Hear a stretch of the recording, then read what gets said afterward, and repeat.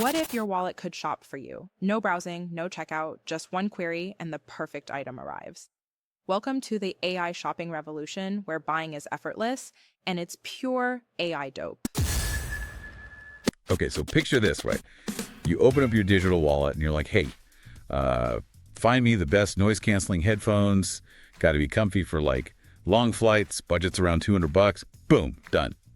The perfect headphones just show up at your door. No scrolling forever, no comparing prices across like a million tabs. You know what I mean? Yeah. No trying to figure out if those reviews are even real. Sounds pretty dreamy, right? Dreamy, yeah, that's the word. Like, is this even real or is this some like sci-fi fantasy? Well, it might be closer than you think. That's exactly the kind of future that ARK Invest is predicting in their new report. We're not just talking about like the basic AI shopping stuff we're seeing now. This is next level, like AI that actually lives inside our digital wallets. Okay, hold up.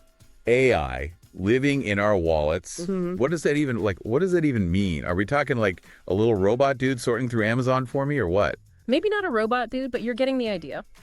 Think of it more like this really smart algorithm that knows everything about like your shopping habits. It knows what you like, what you don't like, and it can basically search the entire internet for the best deals based on like your specific needs. Quick ask.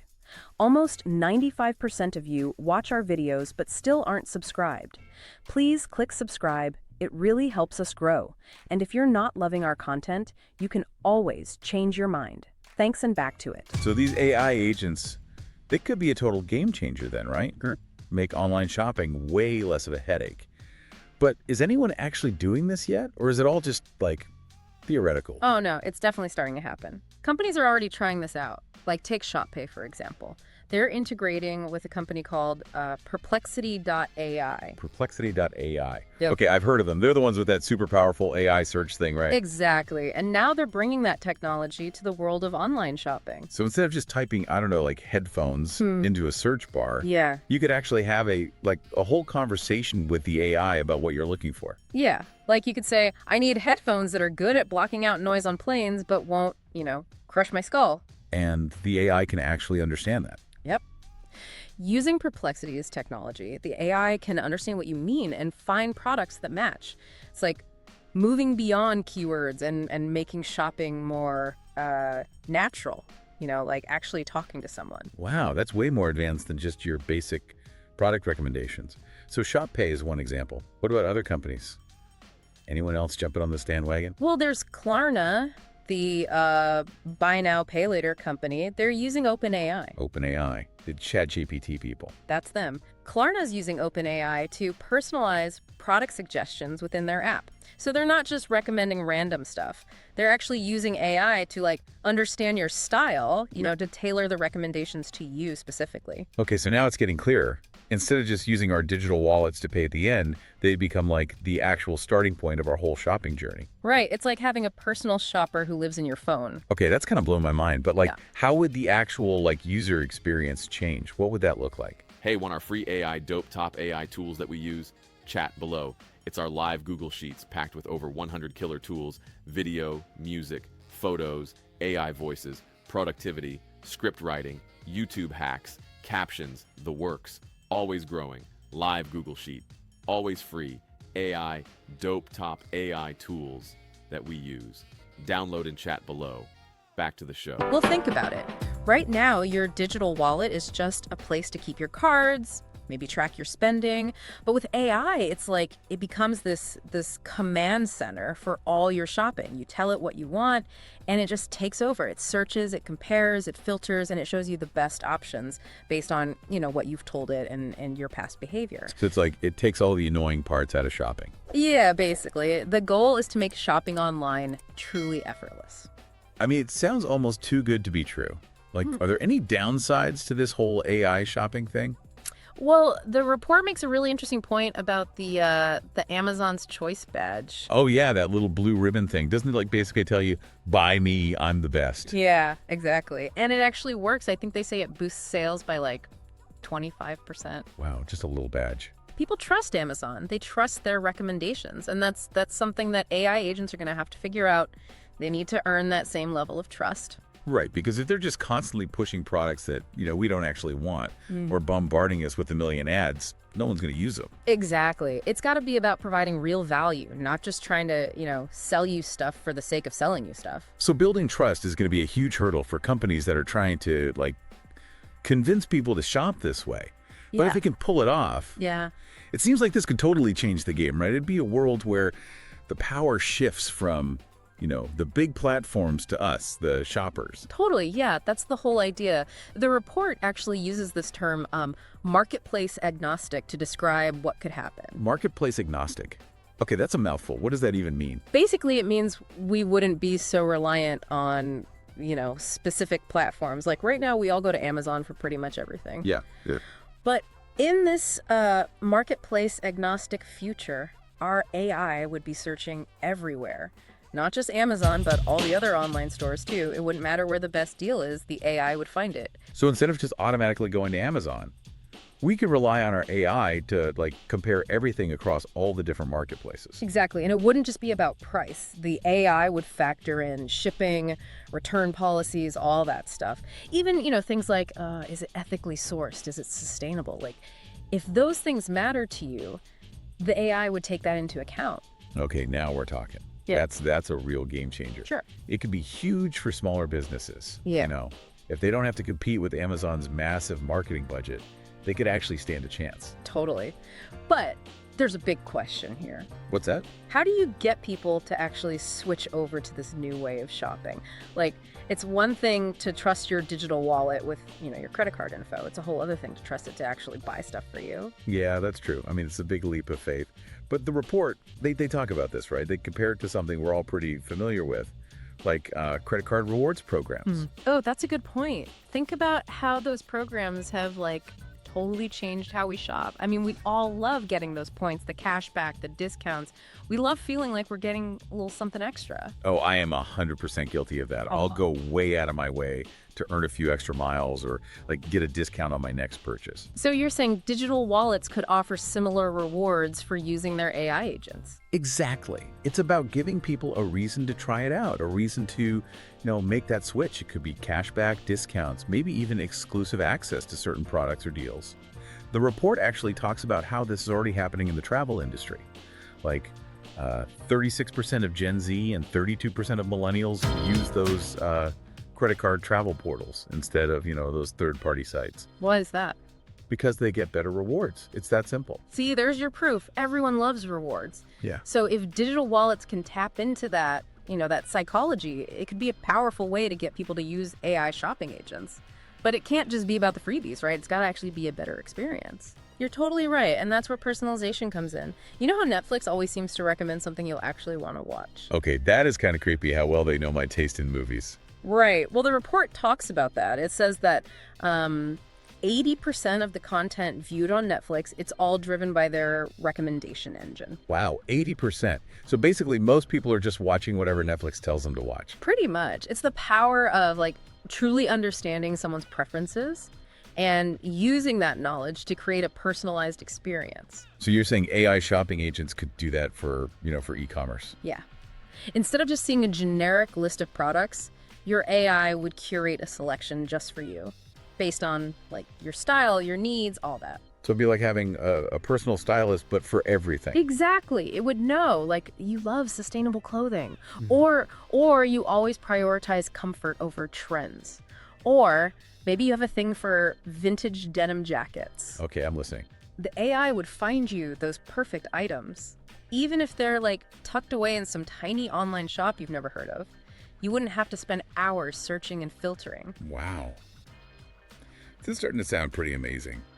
But it also makes me think, what if these AI agents get so good that we don't even need those big marketplaces anymore, like Amazon, Walmart, all those? Since you're getting to the heart of the disruption, this isn't just about making online shopping easier. It could actually upend the entire e-commerce world. If AI agents become the way we discover and buy products, those big companies might have to completely rethink their whole strategy. That's a wild thought. Definitely something to think about. But before we get too lost in the future here, the report also mentions this idea of the AI shopping landscape becoming a, quote, winner takes most scenario. Yeah. What does that mean exactly? Well, think about social media. A few big platforms came out on top early on, Right. and now it's almost impossible for any new players to break through. It's not impossible, but it's like really hard. So you're saying the same thing could happen with digital wallets and these AI agents? Yeah. Whichever platform manages to build trust and offer the best experience, they're probably going to become the go-to choice for most people. So it's all about getting in early and like capturing that market share. Exactly. The platforms that do that well, they're going to have a huge advantage. Wow, the stakes are high. This isn't just about like a cool new tech gadget. This could completely change a multi-trillion-dollar industry. I mean, the report even suggests that digital wallets could capture like 72% of all global e-commerce purchases by 2030. That's huge. It just shows how fast things could change. Digital wallets, we used to think they were just for payments. Now they could become like the center of our entire shopping experience. It's a lot to take in. It's exciting, but also kind of overwhelming. Well, we're talking about a fundamental shift in how we shop, how we use technology, even how we think about like buying stuff in general. It's a lot to process, for sure. And it raises some pretty big questions, like what does it even mean to shop in a world where, AI is doing so much of it for us? Do we lose something important about the experience if we let algorithms take over? Yeah, I mean, are we just going to become like mindless consumers, constantly buying stuff we don't need because our AI told us to? That's a real risk. But it doesn't have to be that way. Maybe AI could actually help us make better choices. Maybe it could help us be more intentional about what we buy. Yeah, that's an interesting thought. So it's really about like how we design these systems. If it's all about efficiency and profits, then yeah, we might end up in a pretty dystopian shopping future. But if we prioritize things like, user control, transparency, ethical sourcing. Exactly. If we do it right, AI could actually help us build a healthier relationship with consumption. Right. It all comes down to choices. Our choices as consumers, the choices companies make, and the choices we make as a society about how we want to use this technology. I think that's a great way to put it. And those choices, they're happening right now. Every time we click on an ad, every time we let an app track our data, every time we choose convenience over privacy, we're shaping this future. This deep dive has really, it's been eye-opening. We started with a simple question about AI and shopping, and now we're talking about like consumerism, ethics, the future of technology. It's a lot. That's what makes it so interesting. We don't have all the answers yet. We don't even know all the questions. True. But if we stay curious, if we keep asking those tough questions, I think we can figure this out. We can make sure AI works for us, not the other way around. Definitely. It's a journey, for sure. So as we wrap up this part of the deep dive, I'm left wondering, if we're already seeing AI starting to shake things up in e-commerce, what's going to happen in the next 5-10 years? Like, what happens to those big companies, Amazon, Walmart, if everyone becomes marketplace agnostic? And maybe, most importantly, how do we make sure AI helps be better consumers? Not just, targets for a million ads. Those are the big questions, and they're questions we're going to keep exploring as this whole AI revolution unfolds. It's kind of funny, right? We started off talking about like ordering headphones with just our voice. Yeah. Now we're like questioning the whole idea of what shopping even means in a world where AI could be doing it all for us. It really is crazy how these conversations can start with something simple and then go so deep, Yeah. And that's what makes this whole topic so fascinating. We're not just talking about a new gadget or a slightly better way to buy something online. This could be a total change in how we think about, consuming, buying stuff, all that. Okay, so paint me a picture. What does that even look like? Like, if my AI is ordering my coffee before I even realize I'm out, am I even shopping anymore?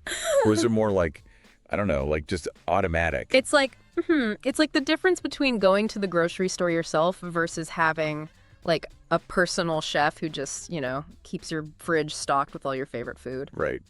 You're still consuming, you're still getting the things you need and want, but the actual going to the store part, that kind of disappears. But wouldn't that take away some of the fun of shopping? I personally love going to vintage stores, finding that, that perfect, unique item. It's an experience. It's not just buying something. Yeah, that's a great point. And it gets at, what are the trade-offs here? Would this AI future just be, a super efficient but kind of boring way to buy stuff? Or could it, free up our time and energy so we can focus on those more like meaningful shopping experiences, the ones that are actually fun? So it could go either way. Yeah, I think so. It's like AI could make us even more obsessed with buying stuff, constantly getting hit with ads and, buying things we don't need.